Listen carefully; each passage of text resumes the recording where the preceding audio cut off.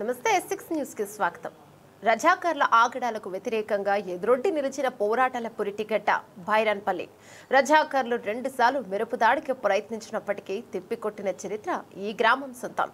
బైరాన్పల్లి గ్రామ రక్షక దళాలుగా ఏర్పడి నైజాం పాలనకు రజాకర్ల ఆగడాలకు వ్యతిరేకంగా నాడు పోరాటం కొనసాగించిన బైరాన్పల్లి గ్రామంపై మా S6 ప్రత్యేక కథనం.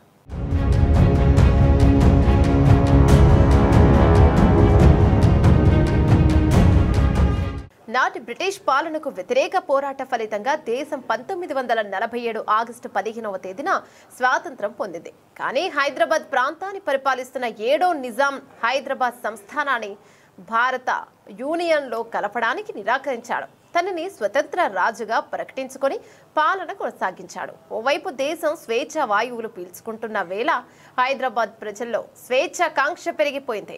కానీ ఇదే సమయంలో 7వ నిజాం మరింత నిరంకుశంగా వ్యవహరించాడు. నిజాం రాజుకి తోడుగా రజాకర్ సైన్యాధికారి కాసిం రజ్వీ ఆధ్వర్యంలో రజాకర్ల అరాచకాలు ఆగడాలు శృతిమించిపోయాయి.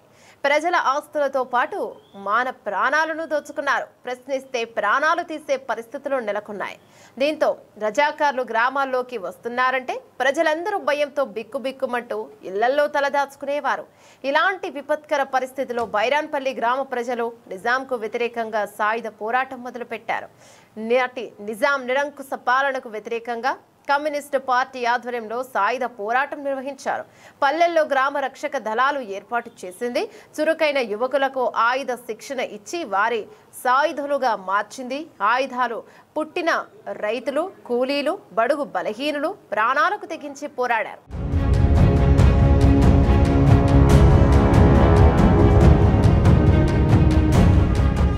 సిద్దిపేట జిల్లా ధూళిమిట్ట మండలంలోని బైరాన్పల్లి గ్రామంలో బలమైన గ్రామ రక్షక దళం ఏర్పడింది. రజాకర్ల నుంచి తమ గ్రామాన్ని రక్షించుకోవాలనే లక్ష్యంతో బైరాన్పల్లి గ్రామస్తులంతా ఐక్యమయ్యారు. శత్రువులపై దాడి చేయడానికి గ్రామంలో శిథిలావస్థలో ఉన్న కోట బుజ్జును పునర్నిర్మాణం చేసుకున్నారు. నాటు తుపాకులు, మందుగుండు సామాగ్రి సమకూర్చుకున్నారు. ఓసారి లింగాపూర్ గ్రామానికి వచ్చిన రజాకర్లు బైరాన్పల్లి గ్రామ రక్షక దళంపై దాడి కూడా చేసింది. తీవ్ర కోపంతో ఉన్న రజాకర్లు మరొకసారి దాడి చేశారు. కానీ ఈ ఘటనలో 20 మంది రజాకర్లు ప్రాణాలు కోల్పోయారు. రెండోసారి దాడి చేసిన రజాకర్లు గ్రామంలో అడుగు పెట్టలేకపోయారు. దీంతో కాసిం రజ్వీ పర్యవేక్షణలో 3వసారి దాడికి సిద్ధమయ్యారు.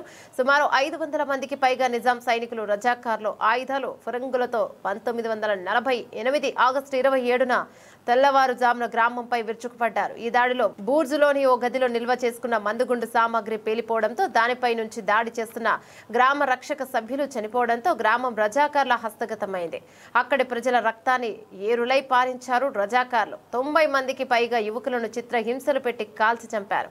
ఈ సందర్భంగా మహిళలను వివస్త్రాలను చేసి బతుకమ్మలు ఆడించారు. ఈ ఘటనలో 118 మందికి పైగా మృతి చెందినట్లు చరిత్ర చెబుతోంది.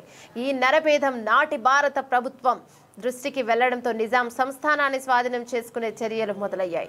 ఆ తర్వాత 21 రోజుల్లో అంటే సెప్టెంబర్ 17 నాటికి హైదరాబాద్ సంస్థానం ఇండియన్ యూనియన్ లో విలీనమైంది. ఆపరేషన్ పోలో పేరుతో భారత సైన్యాల దాడికి నిజాం సర్కార్ బెంబేలెత్తి చేతులెత్తేసింది. దీంతో నిజాం చేతుల్లో నలిగిపోయిన హైదరాబాద్ ప్రజలు విముక్తిని పొందారు. నాటి నుంచి బైరాన్పల్లి వీర బైరాన్పల్లి మారి చరిత్ర సృష్టించింది.